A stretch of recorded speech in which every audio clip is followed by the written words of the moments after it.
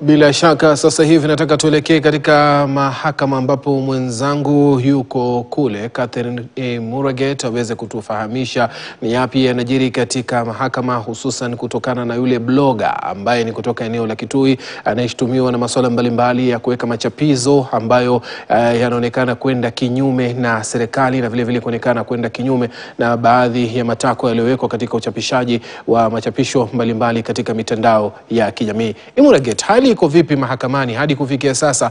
Je, blogger huyu kutoka kaunti ya Kitui amefikishwa mahakamani tayari? Naam, shukrani sana Yeri, na kupata vyema zaidi nikiwa hapa katika koti za Milimani, ambapo tumekita kambi kuanzia mida ya asubuhi hapa tukingoja mwana blog Emmanuel Maleve aweze kufikishwa hapa kotini. Namna tulivyokuwa tumearifiwa hapo awali, aliweza kutiwa mbaroni hapo jana mida ya jioni na akafikishwa katika kituo cha polisi cha Muthaiga, ambapo amekuwa akizuiliwa tangu hapo jana usiku hadi kufikia leo asubuhi. Bado tunaarifiwa kwamba bado yuko pale.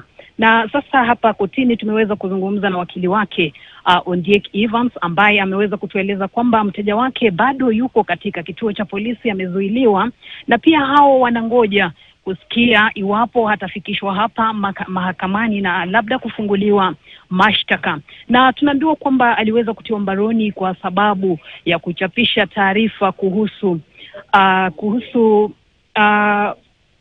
mbunge wa Kitui Kusini kuhusiana na madai ya ufisadi.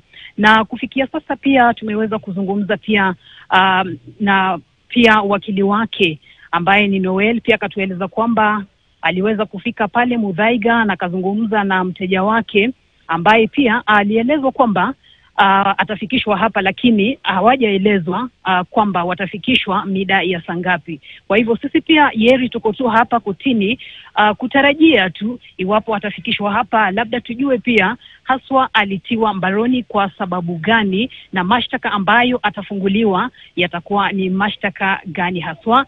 Lakini wakili wake tulivyozungumza pia ameweza kusema mteja wake aweze kufunguliwa haraka iwezekanavyo, kwa sababu pia hawafahamu ni kwa nini haswa ametiwa mbaroni.